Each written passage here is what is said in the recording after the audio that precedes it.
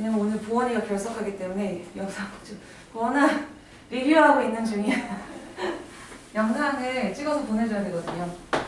자, 전자를 발견한 사람이 톰슨이었고, 톰슨은 어떤 실험을 통해서 발견했다? 맞아, 응극선 실험. 응극선 실험이 뭐였냐면, 자, 응극선 실험의 경우에는 관 속에 뭘 넣어요? 아니면 아무것도 안 넣어요? 아무것도 안 넣어요. 진공관에서 이제 실험을 하는 거죠.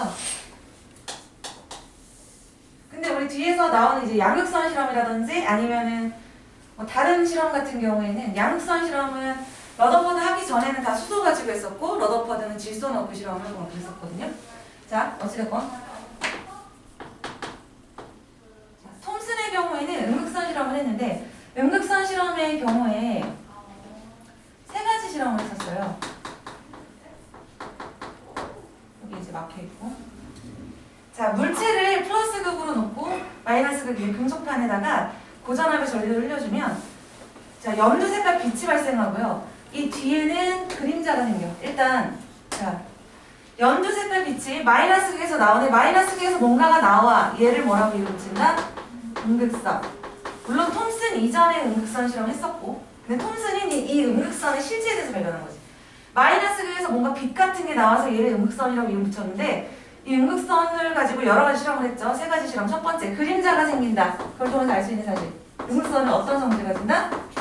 직진한다. 자, 그 다음에 두 번째.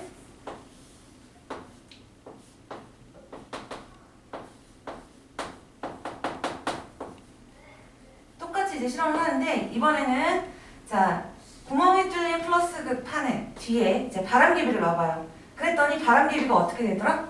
회전하더라. 자, 바람개비가 회전하는 것은 어떤 의미를 가지고 있어요? 그렇지. 만약에 얘가 그냥 파동이라면, 그냥 빛과 같은 파동이라면 얘를 쐈을 때 얘가 회전하지 않겠지. 지면 가진 입자니까, 알갱이니까 쳐서 돌아가야 되는 거죠. 즉, 파동이 아니다. 질량 가진 입자다. 그 다음 세 번째 실험이 뭐였냐면 이제 얘에다가 내가 자석을 갖다 대요.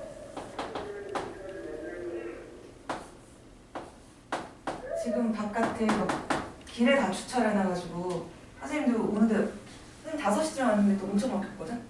너희들도 올 때 되게 막히지 여기 지금. 왜 그렇지? 저번 주엔 이 정도는 아니었던 것 같은데. 자석을 이렇게 갖다 댔더니 이 응극선 빛이 휘어져. 뭔가 극을 띠고 있네? 그래서 똑같은 이제 실험에 자석 떼고 마이너스 극, 플러스 극을 갖다 대보니까 어느 극 쪽으로 끌려가더라? 플러스 극 쪽으로. 얘는 어떤 극을 띠고 있다? 마이너스 극을 띠고 있어. 자, 즉 마이너스를 띠고 있고 질량을 가지고 있고 직진하는 입자. 얘를 이제 발견하게 됐고 지금 응극선은 그래서 자, 이 마이너스 금속판의 종류를 막 바꿔가면서 비전압 값이라는 것을 구하는데요. 이건 전하량 나누기 질량 값인데 금속의 종류에 상관없이 비전압가 항상 일정했어. 물론 이 비전압 값은 여러분들 알 필요 있어요? 없어요? 없고 비전압가 일정한 걸 통해서 모든 금속 속에는 얘가 다 존재한다. 즉 모든 원자 속에 얘가 다 존재한다라고 얘기하면서 얘의 이름을 전자라고 붙입니다. 자, 근데 우리가 알고 있다시피 원자는 중성이잖아, 정기적으로. 그럼 마이너스를 띠는 전자가 자, 원자 속에 들어있으려면 그냥 마이너스를 띠는 전자만 존재한다면 원자는 중성일 수 없겠지. 원자는 전체적으로 무슨 극이래? 플러스 극을 띠고 있고 거기에 마이너스를 띠는 전자가 듬성듬성하게 박혀있다. 그래서 고에너지를 가해주면 이 전자가 빠져나온다. 이런 식으로 설명을 합니다. 이게 바로 톰슨의 무슨 모형? 푸딩 모형입니다. 물론 당연히 틀렸죠, 이거? 자, 실제로 원자 핵이라는 게 있잖아요. 원자 핵의 존재를 발견한 사람이 누구였죠? 이제 러더퍼드입니다. 자, 두 번째. 자, 처음부터 양성자를 바로 한 게 아니라 이제 원자 핵을 먼저 알게 됐고 그리고 양성자를 알게 됐죠. 자, 원자 핵을 알게 된 러더퍼드의 무슨 실험? 그렇지. 알파 입자 산화 실험. 러더퍼드는 두 가지 실험을 했다. 알파 입자 산화 실험하고 양극선 실험하고, 그치? 자, 알파 입자 산화 실험은 뭐였냐면 알파 입자라는 거를 금박에다 쏘는 거예요. 금박은 금을 엄청 얇게 캔 거였어. 금은 표집성이 굉장히 좋아요. 표집성을 전성이라고 얘기하죠. 전성이 뭐였냐면 금속은 막 두드리면 엄청 얇게 펼 수 있었고 표심성이 뛰어난 금속 중에 이제 금의 경우에는 그 전성이 매우 뛰어나요. 넓게 펼 수도 있고 길게 뽑을 수도 있는데 이 길게 뽑는 거 가지고 설명을 하면 금 1g을 갖다가요. 1g 요만큼인데 그거를 쭉 뽑으면요. 3km를 늘릴 수 있어요. 3km면 굉장히 긴 길이 아니에요? 그쵸? 3km, 1g 요만큼을 뽑으면 3km 늘릴 수 있을 만큼 펴짐성이나 뽑힘성이 굉장히 뛰어난 잘 늘어나는 금속이 금이야. 그래서 금을 엄청 얇게 핀 거야. 원자 한두 개 정도의 두께로 얇게 피고요. 그럼 여기다 금박을 이렇게 세워놓고 여기다 우리가 무엇을 쏘았냐면 알카이자를 쏩니다. 알카이자가 뭐냐면 원자 번호가 아주 큰 그런 원자들의 경우에는 양성자 수가 너무 많기 때문에 자체로 불안정해요. 그래서 얘한테 고에너지를 가해주면 원자 핵 속에 있는 양성자, 중성자 이런 것들이 빠져나와 버려요.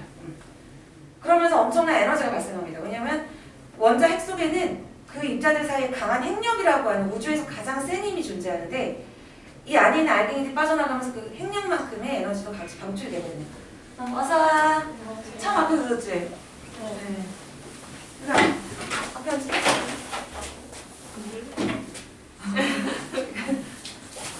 뒤에? 여기 앉을 때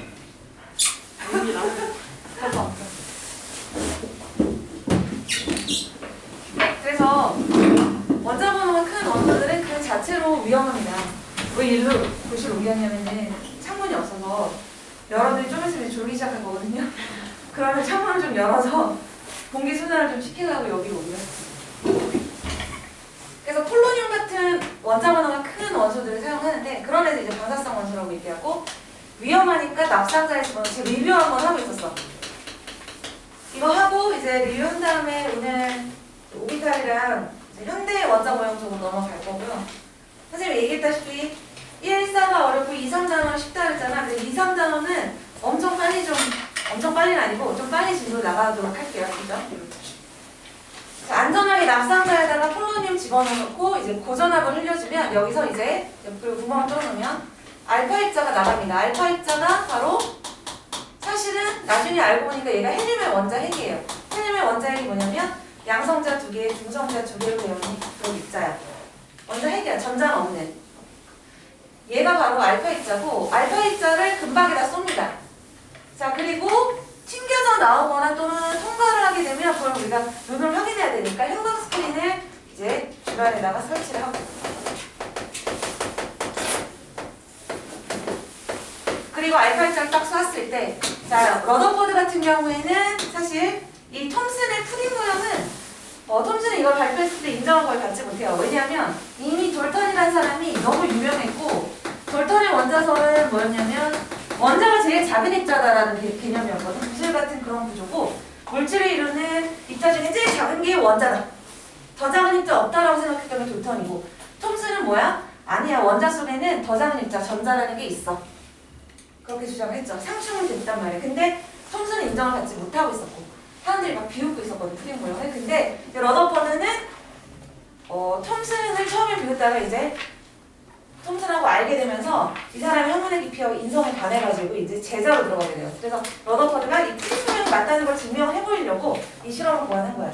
만약에 돌턴이 맞으면 이 금이 딱딱한 구슬 같은 그런 원자로 이루어져 있다면 알파 입자를 쏘게 되면 어떻게 되냐면 부딪혀서 튕겨 나와서 이 앞쪽에서 튕겨서 나와서 앞쪽에서 번쩍거려야 돼. 그리고 만약에 푸딩 모형이 맞다면 이제 톰슨이 주장했던 푸딩 모형은 일단 전자가 들어있다는 것도 포인트지만 또 하나 더 이 당시에 발견된 이제 원자의 질량들이 너무 가벼운 거야. 그래서 원자에는 전자들이 매우 밀도가 낮게 존재한다. 그리고 원자는 밀도가 매우 낮은 구조다 이렇게 설명을 했거든요. 그것이 이제 또 다른 포인트였는데 밀도가 낮은 그러니까 원자에다가 알파 입자를 쏘게 되면 다 어떻게 돼야 되냐면 이제 뚫고 지나가야 됩니다. 밀도가 낮다고 설명을 했으니까. 그럼 다 뚫고 지나가서 뒤에서 먼저 톰슨이 맞으면 다 통과해서 뒤에서 먼저 거려. 만약에 돌턴이 맞으면 튕겨서 나와야 돼. 그래가지고 이걸 딱 실험을 한 거예요. 그랬는데 어떤 결과가 났다? 거의 대부분은 어떻게 됐죠? 통과했어. 대부분 통과했고 근데 극히 일부지만 어떻게 되는 애들이 발생해요? 튕겨서 나오는 애들이 앞에 존재하고 또 극히 일부지만 꺾여서 뒤쪽에 이제 나타나는 애들이 생겼단 말이죠. 이 실험 결과 보고 러더퍼드가 자기가 믿고 있던 톰슨의 푸딩 모양도 틀렸고 또 그 당시에 이제 국룰이었던 돌턴의 원자석을 다 틀린 거지. 그래서 멘붕에 빠져가지고 며칠 동안 막 고민을 하다가 자기 나름대로의 원자 모형을 내놓습니다. 어떻게 내놓냐? 자, 이 실험 결과 이제 설명해야 될 거 아니야. 어떻게 설명했냐? 대부분이 통과했고 극히 일부가 튕겨서 나온 이유는 뭐냐면 원자의 대부분은 비어있대요. 원자의 대부분은 비어있고 원자의 중심에 엄청 크게 작은 뭐가 존재한대? 원자 핵이 존재한대. 그리고 이 원자핵은 플러스 극이래요. 왜냐하면 알파 입자가 플러스 극이잖아. 이 당시에 얘가 플러스 극인 건 알았거든. 질량을 가지고 있고 플러스 극인 거. 만약에 알파 입자가 지금 플러스 극인데 얘가 마이너스 극이면 가서 어떻게 돼야 돼요? 붙어버려야 되는 거지. 또는 극을 띄지 않는다면 산란되는 이런 결과를 설명할 수가 없거든요. 그래서 원자핵은 플러스 극을 띠고 있고 원자의 대부분은 비어있고 즉 원자핵 속에 질량의 대부분이 들어있다. 대부분을 차지하는 원자핵이 원자의 중심에 아주 작은 크기로 존재한다라고 설명하고요. 대부분은 비어있대. 그러니까 알파 입자를 쏘면 어떻게 된다? 다 통과하고 여기에 딱 갔을 때만 튕겨서 나오는 거지. 그러니까 확률적으로 거의 대부분은 통과하고 극히 일부만 어떻게 되는 거야? 튕겨서 나오고 또 알파 입자 근처로 가면 같은 플러스 극이니까 어떻게 돼요? 밀어내니까 이렇게 꺾이겠죠. 꺾이는 애들이 또 극히 일부가 발생을 한다라고 설명을 합니다. 그래서 원자핵이 중심에 있다고 설명하고 전자의 존재는 사실은 이미 실험적으로 증명이 됐으니까 전자는 그럼 어떻게 하고 있냐? 가만히 있으면 어떻게 된다? 핵에 끌려간다 그랬죠. 그래서 뭔가 움직이긴 움직여야 돼. 그래서 운동을 하고 있다. 주변을 돌고 있다라고 설명해요. 그래서 원심력 때문에 도니까 바깥으로 날아가려는 원심력이 있고 핵이 끌어당기는 힘이 있으니까 평형을 이루면서 원자가 존재할 수 있다 이렇게 설명을 합니다. 근데 이게 말이 안 되죠. 왜냐? 전자가 운동을 하면 전자기파라는 걸 방출을 해요. 그러니까 뭔가 운동을 하면 에너지를 소모를 하는 거지. 그럼 얘는 에너지가 점점점 어떻게 되겠어? 줄어들게 되는 거죠. 에너지가 점점점 줄어들면서 힘이 없어지니까 서서히 핵에 끌려가서 결국에는 핵에 충돌하게 되는데 이때까지 걸리는 시간이 1초도 안 된다는 거예요. 그래서 그럼 이 전자가 핵에 충돌해버리면 이 원자는 소멸돼 버리거든요. 원자의 안정성을 설명할 수가 있어요? 없어요? 설명할 수가 없더라. 우리 뭐 칠판을 이루는 원자, 우리 몸을 이루는 원자, 뭐 세상에 존재하는 원자들 안정적으로 10년이고 100년이고 뭐 계속 존재하는데 그런 원자들의 안정성을 설명할 수가 없었다는 거. 또 하나의 문제점은 수소의 선스펙트럼 설명할 수가 없었더라. 이거 이제 오늘 할 거예요. 수소의 선스펙트럼을 설명할 수 없었다는 문제점이 있었던 거죠. 그래서 자 지금 러더퍼드가 내놓았던 이 원자 모형을 바로 행성 모형이라고 하는데 행성 모형 역시나 맞다 틀리다 틀렸다라는 겁니다. 그래서 이제 행성 모형 다음에 보어의 궤도 모형이 나오고 보어의 궤도 모형도 역시나 틀려요. 그걸 이제 배울 겁니다 오늘. 그래서 지금 러더퍼드가 발견한 입자 두 번째 원자핵이 됩니다. 자 근데 이제 러더퍼드가 원자핵을 발견했는데 이 원자핵이 자 무엇으로 이루어져 있는지 이제 여러 가지 실험을 하다가 그 중에 또 하나의 실험이 뭐였죠? 바로 양극선 실험이라는 걸 하죠. 양극선 실험은 음극선 실험과 차이점이 그러니까 음극선 실험은 마이너스 극에서 뭔가 나오는 거지. 그게 음극선이었어. 그럼 양극선은 뭐야? 플러스 극에서 뭔가 나오는 거지. 그치? 자 일단 음극선이라는 건 마이너스 극에 있는 금속에서 나오는 거거든요. 마이너스 극을 이루고 있는 금속에서 음극선이 나오는 거야. 즉 전자가 나오는 거야. 그래서 이 속은 진공 상태였지. 진공관에다가 실험을 했죠. 그치? 근데 이제 양극선 실험 같은 경우에는 뭔가를 집어넣고 실험을 합니다. 그래서 원래 양극선 실험을 최초로 했던 사람은 누구죠? 골트슈타인이었죠. 골트슈타인이 양극선 실험을 했고 양극선을 발견한 거지. 근데 양극선이 뭔지는 알았어 몰랐어? 몰랐고 뭔가 플러스극에서도 뭐가 나와. 그래서 얘를 양극선 이렇게 이름 붙인 것 뿐이죠. 근데 이제 러더퍼드는 그 양극선 실험을 통해서 양극선의 실체가 즉 양극선이 누군지 발견하게 됩니다. 즉 얘는 질소 집어넣고 실험했는데 뭔가 수소의 원자핵이 계속 방출이 되는 거야. 그 수소의 원자핵은 모든 원자 속에 다 존재하는 기본 입자다. 그래서 이 수소의 원자핵을 뭐라고 이름 붙여요? 양성자라고 이름 붙입니다. 그래서 양극선 실험을 통해서 발견한 게 양성자가 되죠. 자, 그래서 이 사람이 양성자를 발견하고 나서 모든 원자들의 양성자 수를 조사하기 시작해요. X선을 쏴가지고요. 양성자 수를 다 조사를 합니다. 조사를 하다 보니 자, 수소의 양성자가 몇 개죠? 하나야. 헬륨은 양성자가 두 개야. 근데 만약에 원자핵 속에 양성자만 존재한다면 수소는 양성자가 하나, 그리고 헬륨은 양성자가 두 개라면 질량의 비도 1대2로 똑같이 나타나야 돼. 근데 질량비를 구해봤더니 1대4가 나타나다는 거야. 다시 얘기해서 만약에 원자핵 속에 양성자만 존재한다면 1대2로 일치해야 되는데 1대4로 일치하지 않는다. 뭔가 원자핵 속에는 또 다른 입자가 존재할 것이다 라고 예측을 하죠. 직접적으로 러더퍼드가 발견한 것은 아니고 뭔가 있을 것 같다 그래서 자기 실험실에 있는 제자들한테, 후배들한테 이제 야 뭔가 있는 것 같아 실험해봐 라고 해서 이제 여러 명의 제자들이 막 여러 가지 실험을 했겠죠. 그 중에 누가? 그냥 여기다 쓸게. 치고 안 줄고 3번 누구? 체드윅이 여러 가지 실험을 하다가 베릴륨 박판에다가 알파 입자 충돌을 받는 실험까지 합니다. 그러니까 알파 입자 상한 실험이야. 근데 이 러더퍼드는 금막에다 했고 얘는 베릴륨에다 한 거예요. 베릴륨에다가 알파 입자가 충돌했을 때 뭔가 질량을 가지고 있고 전하를 띠지 않는 입자가 방출되는 것을 관측을 하고 또 이 과정에서 엄청난 에너지가 방출되는 것도 동시에 관측을 합니다. 자, 극을 띠지 않는 질량 가지고 있는 입자가 방출되는 것을 관측하고 얘를 뭐라고 부르셨다? 중성자. 그러니까 중성자 실제로 관측하는 사람은 체드윅이세요. 러더퍼드의 제자. 다 하나의 실험실에서 지금 대대기면서 계속 발견되는 거죠. 그래서 좋은 실험실에 들어가야 됩니다. 이과를 전공해서 과학 쪽을 전공을 하게 되면 무조건 이제 대학교 졸업할 때 졸업용을 쓰려면 실험실을 하나 정하는데 좋은 실험실을 정해야 실험도 뭔가 발견될 만한 걸 하겠지, 그치? 그렇지 않으면 맨날 되지도 않는 거 가지고 계속 실험이 안 돼. 근데 실험이 안 되면 포기하고 다른 걸로 넘어갈 수 있느냐? 그게 내가 실험 스킬이 부족해서 안 나오는 거일 수도 있으니 알 수가 없거든요. 그럼 그 실험을 계속해서 막 석사, 박사를 보내. 그러다가 결과적으로 실험의 결과가 뭔가 안 나오잖아. 결과물이 이렇게 나오는 게 아니라 뭔가 발견을 못하지. 그러면 실험 주제도 바꿔야 돼요. 그래서 보통 실험을 여러 가지를 하거든요. 일단 좋은 실험실에 가면 뭔가 정말 될 만한 그런 실험 주제를 주거든, 교수님이. 그러면 그걸로 논문 쓰면 유학도 막 공짜로 가고요.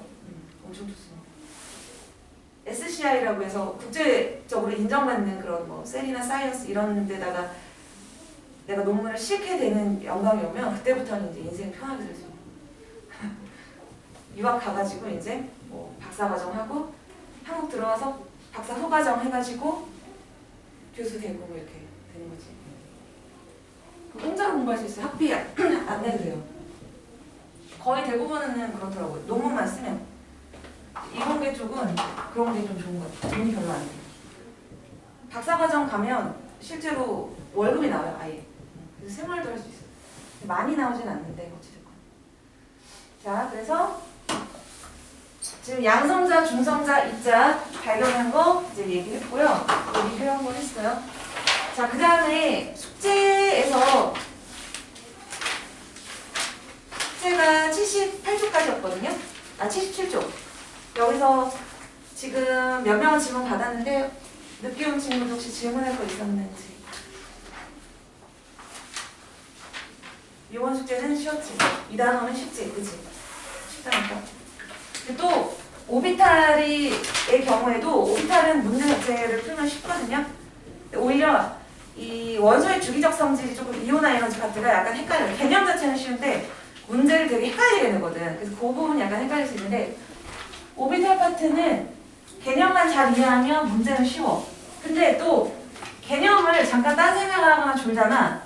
그럼 이 용어 같은 게 너무 생소해. S오비탈, P오비탈 이런 용어들 상식으로는 해결이 안 돼. 그러니까 수업을 잠깐 딴 생각하면 졸면 진짜 뭔 소린지 진짜 1도 못 알아들어요. 그러니까 다들 집중하셔야 됩니다. 지금 여기는 어디고 나는 누군가 이렇게 된다니까 진짜. 오비탈은 단어가 좀 생소한 단어들이 나오니까 잘 들어주셔야지 돼요. 근데 잘 들으면 엄청 쉬운 파트. 왜냐? 별로 응용할 게 없어. 왜냐? 깊이 있게 못 가거든. 양자역학이라는 학문은요. 너희 파인만이라는 학자 알지? 파인만이 양자역학을 완벽히 이해하는 사람은 아무도 없다고 설명을 했대. 그만큼 양자역학은 굉장히 심오한 학문이야. 왜? 눈에 안 보이는 원자 속에 있는 입자들에 대한 얘기잖아요. 그러니까 이걸 사실 본 사람이 없어. 과학적으로 확률적으로 얘기를 하는 거기 때문에 어려운 파트이기 때문에 이게 고등학교 과정에서 할 수 있는 데가 한계가 있거든요. 그래서 깊이가 들어가지 않으니까 응용이 될 수도 별로 없는 거지. 그래서 뭐 여러분들이 이제 경험해보면 오비탈 파트는 뭐 수능이건 내신에서 점수를 따는 파트라고 생각해 주시면 돼요. 공부를 열심히 한다면. 열심히 안 하면 한 문제도 못 푸는 파트. 자, 그러면 질문 없는 거야 진짜? 없어? 숙제 질문? 넘어간다. 자, 보호의 원자 모형부터 86쪽부터 하면 되나요? 여기 아예 안 들어가니 우리? 어디까지냐? 몇 쪽? 87쪽까지는 했어? 자외선, 가시광선 뭐 이건 했나? 보호의 원자 모형부터 들어가면 되죠? 그럼? 오케이.